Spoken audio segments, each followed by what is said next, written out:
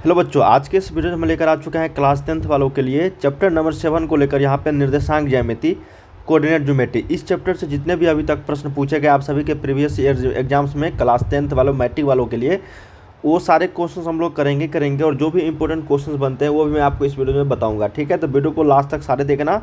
Chapter wise प्रश्न को लेकर हम आ रहे हैं दोस्तों आप सभी के लिए। ये वीडियो नंबर 1 है, ठीक है ना। इसी तरीके के काफ़ी सारे पार्ट आने वाले हैं क्योंकि बहुत सारे क्वेश्चंस हो जाते हैं ना आप लोगों को सभी चैप्टर को मिला के, तो काफ़ी सारे क्वेश्चंस का प्रैक्टिस सेट हम लोग करेंगे और ये सारे क्वेश्चंस आपको बिहार बोर्ड के द्वारा जारी न्यू पैटर्न पे आधारित होंगे। तो वीडियो को सारे लास्ट तक जरूर देखना, एक एक प्रश्न आप सभी के लिए इंपॉर्टेंट होगा।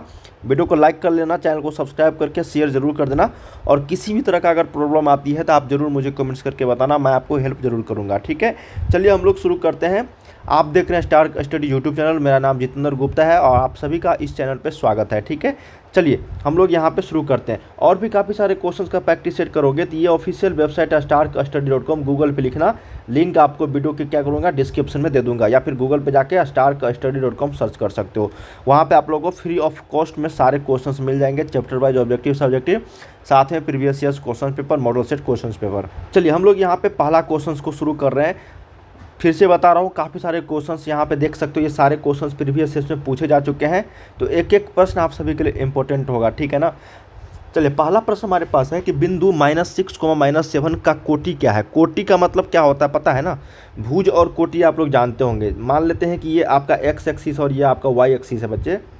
ये क्या है, एक्स एक्सिस और ये वाई एक्सिस, इसको हम लोग बोलते हैं भुज। ठीक है, एक्स को, और वाई को क्या बोलते हैं, कोटि। जैसे यहाँ पे है, जैसे यहाँ पे सबसे पहले जो कोई कोऑर्डिनेट लिखते हैं, बिंदु का निर्देशांक लिखते हैं, तो सबसे पहले एक्स का लिखते हैं, उसके बाद वाई का लिखते हैं, तो एक्स, वाई।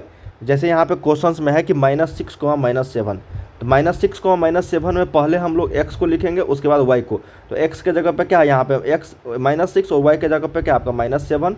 तो एक्स को मैंने क्या बोला है यहाँ पे भुज, और वाई को क्या बोला है, कोटि। तो यहाँ से पूछा क्या है, कोटि हमारा ना, तो वाई का मान यहाँ पे कोटि हो जाएगा, जो आपको -7 है।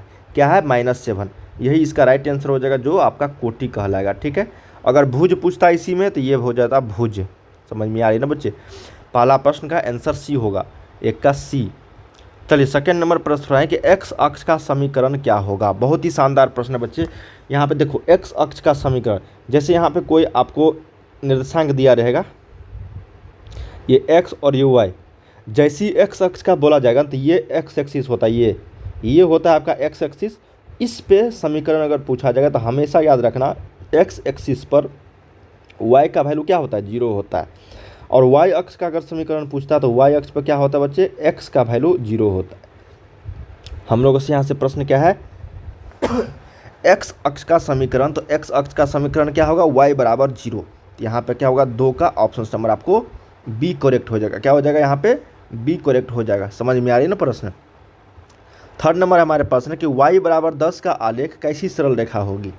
सरल रेखा तो होगी, लेकिन किस तरीके की सरल रेखा होगी, देखो यहाँ पे हम लोग एक प्रूफ करते हैं। x बराबर यहाँ पे x है, ये y है। ठीक है ना, ये x है जिसको हम लोग भुज बोलते हैं, और y को क्या बोलते हैं, कोटि बोलते हैं। तो हम लोगों से यहाँ पे प्रश्न क्या है कि y बराबर 10, तो y बराबर 10, चलो मान लेते हैं कि यहाँ पे प्लस में है ना, तो यहाँ पे मान लेते हैं 10। y बराबर क्या होगा यहाँ पे,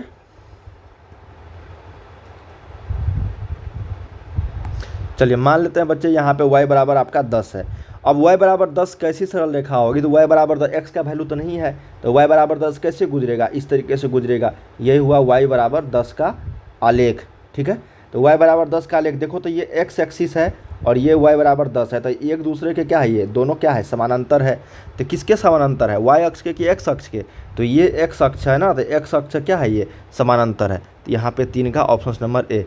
देखो जब ये समझ में आ जाएगा तो आप देखते ही आंसर करोगे। मैं आपको समझाने के लिए चित्र जो है यहाँ पे ड्रॉ किया हूँ। भाई जैसे ही आप लोग x बराबर 10, y बराबर 10 कुछ भी यहाँ पे देखने को मिलेंगे ना, y बराबर -10 हो, y बराबर -5 हो, y बराबर 5 हो, x बराबर 2 हो, x बराबर 1 हो, कुछ भी मान हो, और पूछा जाए कि किस तरीके की सरल रेखा होगी, तो हमेशा याद रखना वो x अक्ष के समानांतर होगा। जब एक अक्ष का मान दे के आपको पूछा जाएगा तब, जैसे यहाँ पे मान लो x बराबर आपको 1 रहे, 2 रहे, -3 रहे, 5 रहे, कुछ भी रहे etc, और y बराबर ये x अक्ष के बोला जाएगा तब x बराबर, और जब y बराबर अलग पूछा जाएगा 2 रहे, 3 रहे, -3 रहे, -5 रहे, 7 रहे, कुछ भी रहे, तो हमेशा याद रखना एक दूसरे क्या होगा, समानांतर होगा।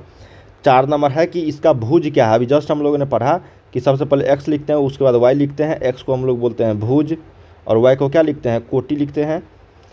तो यहाँ पे निर्देशांक क्या दिया है, -12, -18, तो x को हम लोग भुज बोलेंगे और y को क्या बोलेंगे हम लोग, कोटि। तो यहाँ पे हम लोगों से पूछा क्या है, भुज ना, तो क्या हो जाएगा -12, यही आपका क्या है, भुज है बच्चे, ठीक है, ये क्या है आपका भुज है, ठीक है। तो यहाँ पे 4 का ऑप्शन नंबर 1 करेक्ट होगा। चलिए 5th नंबर प्रश्न हमारे पास है यहाँ पे अगला प्रश्न कि निम्नलिखित में से मूल बिंदु के नियामक कौन है। देखिए मूल बिंदु एक होता है, जैसे यहाँ पे ये x एक्सिस हुआ और ये y एक्सिस हुआ, तो ये जहाँ से x और y दोनों कटान बिंदु को हम लोग क्या बोलते हैं, मूल बिंदु बोलते हैं। इसी को हम लोग क्या बोलते हैं, मूल बिंदु बोलते हैं, ठीक है, मूल बिंदु इसको बोलते हैं। तो ये मूल बिंदु का निर्देशांक क्या होता है आपका 0,0, क्या होता है 0,0, ठीक है। तो यहाँ पे ऑप्शन नंबर क्या होगा 5 का बी करेक्ट होगा। चलिए 6 नंबर देखते हैं कि x बराबर -5 का आलेख कैसी सरल रेखा होगी।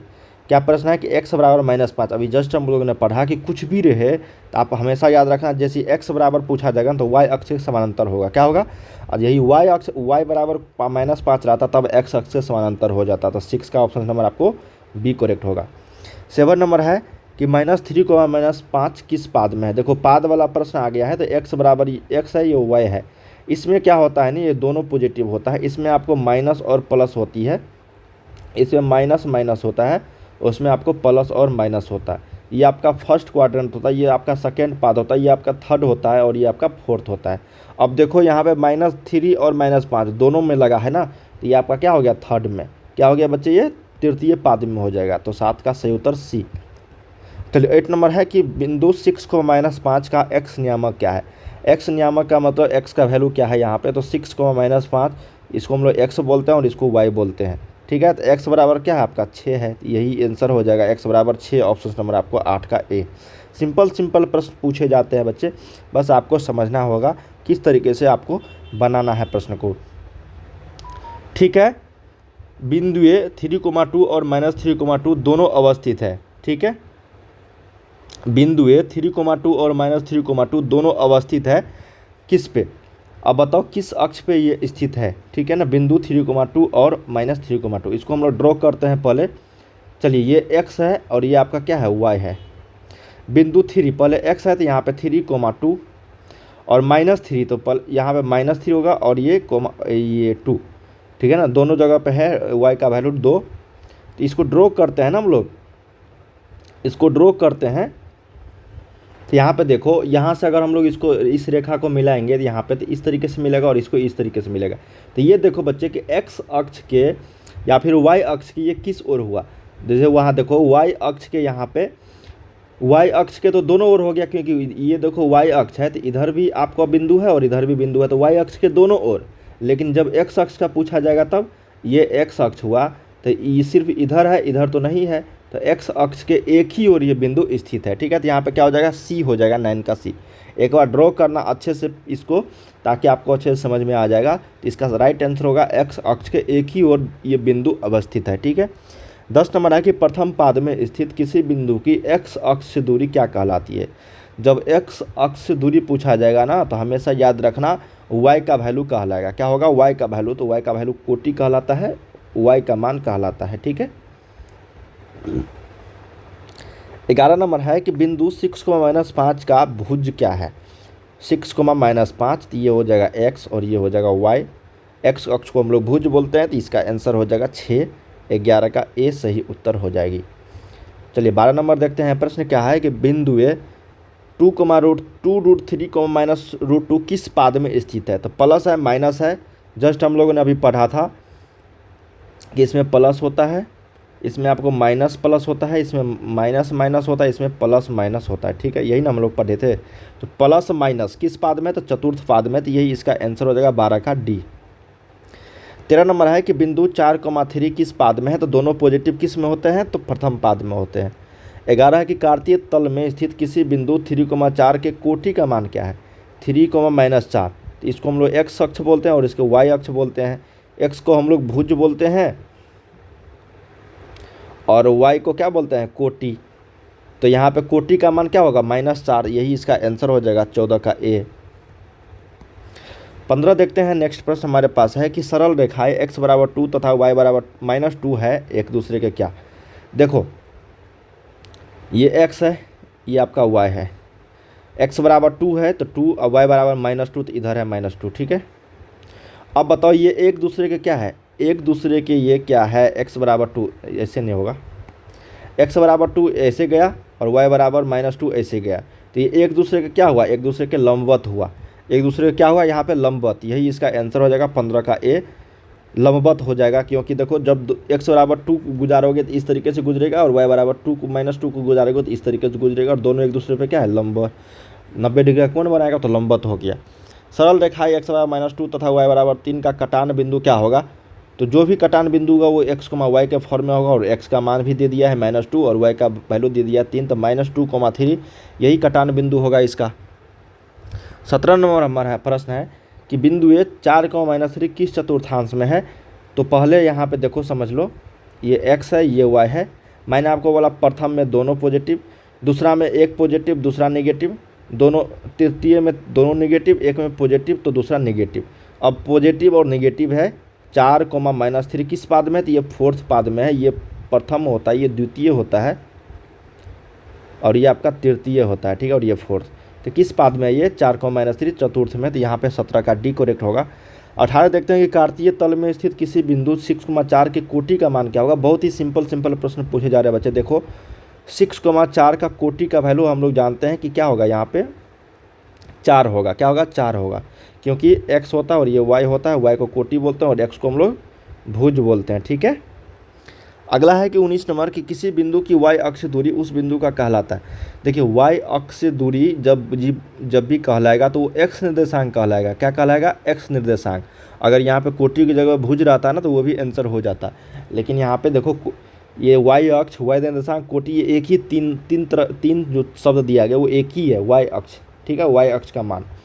तो y अक्ष से दूरी हमेशा क्या कहलाएगा, x का मान कहलाएगा, x निर्देशांक कहलाएगा, तो x का मान हो जाएगा ये, यही इसका आंसर हो जाएगा 19 का बी। 20 नंबर देखते हैं कि बिंदु -4,3 की स्थिति किस पाद में है। ये x हुआ ये y हुआ, इसमें दोनों पॉजिटिव बच्चे, मैं बार बार इसलिए बता रहा हूँ कि आपको याद रहे, इसमें दोनों नेगेटिव, इसमें एक पॉजिटिव दूसरा नेगेटिव। तो बिंदु -4,3 इसमें है ना, तो ये आपका द्वितीय पाद हुआ, किस पाद हुआ, द्वितीय। तो बच्चे हम लोगों ने यहाँ 1 से लेकर 20 तक प्रश्न किए हैं ये निर्देशांक ज्यामिति का। इसी तरीके के हम लोग काफ़ी सारे क्वेश्चंस कर लेंगे। देखो कितने प्रश्न है बच्चे आप सभी के लिए, तो सारे प्रश्न आप सभी को देखना है एक एक करके। चैनल को सब्सक्राइब कर लेना, वीडियो को लाइक करके शेयर जरूर कर देना, ताकि इसी तरीके से नए वीडियो लेकर आऊँगा हमेशा आपको नोटिफिकेशन मिलते रहेंगे, ताकि आपका प्रदर्शन जो है यहाँ पर तैयारी बेहतर हो सके, ठीक है। चलिए मिलते हैं हम लोग अगले वीडियो में। 80 क्वेश्चन टोटल करेंगे इस चैप्टर का, तो 4 पार्ट आने वाले हैं। वीडियो को शेयर जरूर कर देना, ठीक है। और ये वेबसाइट है, जाके जरूर प्रैक्टिस सेट करना, एक बार देखना किस तरह के क्वेश्चन है और बताना कमेंट्स करके वहाँ पे कि कैसा क्वेश्चन है और किस तरीके के आप लोग चाहते हैं, ठीक है।